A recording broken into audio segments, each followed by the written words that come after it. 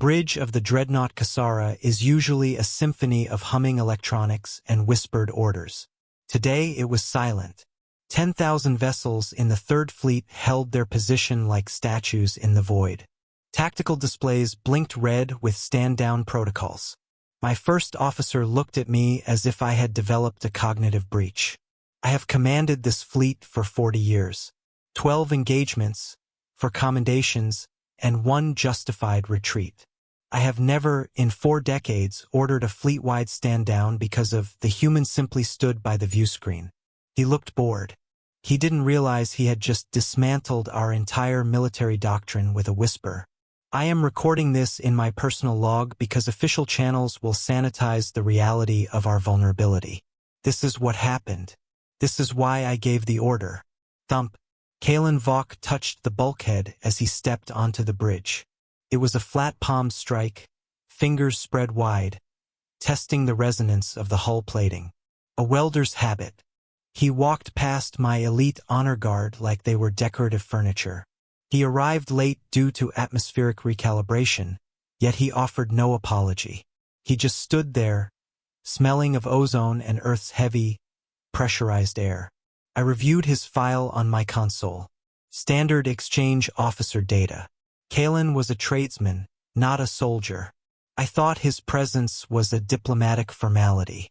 My species, the Valanthi, value precision and lightness. We are built for the grace of the 0.6G standard. Kalen looked like he was carved from a different, much denser reality. We moved to the tactical holographic map. I showed him the formation. The Valanthi Third Fleet is the pinnacle of kinetic force. We calibrate our entire lives around the 0.6G standard. It is the golden mean of the quadrant. Kalen leaned in, his eyes tracking the logistics hubs. His body seemed heavy. He didn't float with the grace of my crew. He moved with a deliberate friction. He reached for a data tablet, his thick fingers clicking against the glass. Gravity's a bit low on this bird, isn't it? He asked. I checked the internal sensors. It is at 0.6 standard units. Optimal for efficiency. He shrugged. He rolled his shoulders, a slow, grinding movement that sounded like stone on stone. I watched his musculature shift. It was a display of sheer mass I didn't recognize yet. Feels like being on a boat, he muttered. He raised his arms, holding an invisible weight above his head, perfectly steady. I'm used to welding overhead. You spend 10 hours a day holding a torch against the pull, and your perspective shifts. He wasn't shaking. In 0.6G, holding one's arms up is effortless. But he described doing it for 10 hours. My scanner pinged. It wasn't a generic alarm. It was a structural analysis of his skeletal density. The readings were impossible. His marrow was packed like industrial insulation. His tendons were thicker than my primary flight cables. What is the pull on Earth, Kalen? I asked. He didn't look up from the display. He just stared at the neutral zone, his eyes reflecting the light of distant stars. 9.81 meters per second squared, he whispered. Just gravity. The number hung in the air like a death sentence. I looked at the file on my console. 9.81. I had read it. I hadn't understood. Commander, you look like you've seen a ghost, Kalen said. I have seen a Titan, I replied. I was looking at your files. Your medical records. The physical? Yeah, the doctor said I was in good shape. Why? Kalen, your bone density is 400% higher than our heaviest infantry. He laughed. It was a deep, resonant sound. I'm just a big guy, I guess. My dad was the same way. We're built sturdy. Sturdy is not the word, I said. The math for a 0.6G environment versus a 9.81 meters per square second well means that a simple lateral movement would what? Knock over a chair. It would shatter the chair. It would shatter the floor. It would shatter the person in the chair. I stopped that line of thought. Scanner ping. Skeletal stress at 0.04% capacity. Internal compensatory servos detecting 0 biological strain. If he tripped, he wouldn't just fall. He would probably punch a hole through the deck plating before his nervous system even registered the impact.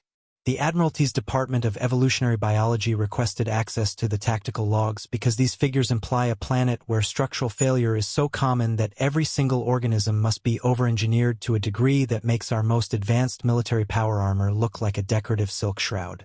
"What do you call this?" Kalen asked, lifting the plasma cutter. "That is a VX-9 integrated thermal lance," I replied. "It is designed for hull breaching during salvage operations. It requires a stabilization harness." Kalen turned it over. Scanner reading, mass displacement anomaly. Object weight 42.2 kilograms. Operator exertion, negligible. The balance is weird. Feels like a plastic toy. Back at the shipyard, we use lead-shielded arc welders that weigh 3 times this much. "Lead-shielded," I whispered. "Yeah, heavy stuff. You get used to it. Keeps the radiation off you while you're working." "You hold lead-shielded equipment?" In 1G, my first officer, Tessali, sounded breathless. "Sure, it's just part of the job. You guys should look into lighter alloys." "How heavy was the heaviest thing you ever lifted manually?" I asked. "Manual? Probably a steel beam about 10 feet long," Kalen said. "I had to shift it to get the welder underneath. My back was sore for a week, but you just push through it." 10 feet of structural steel," I echoed. "Tessali, update the kinetic impact estimates immediately." Every ship in the Third Fleet received the encrypted signal to halt all offensive maneuvers. We were not facing a diplomatic partner. We were hosting a biological titan who thought our weapons were toys. "I'm sorry if I'm being a bit clumsy," Kalen said. "Everything feels so fragile here. I feel like I'm going to break the floor just by walking." "You might," I admitted. "Is that why the fleet stopped moving? Are they worried about my weight?" "They are worried about the implications, Kalen." "Well, don't be. I'm just a welder." Kalen performed a slow, rhythmic shoulder roll. "To a Valanthe, a sudden expansion of the upper torso is a lethal threat display." My honor guard stepped back instinctively.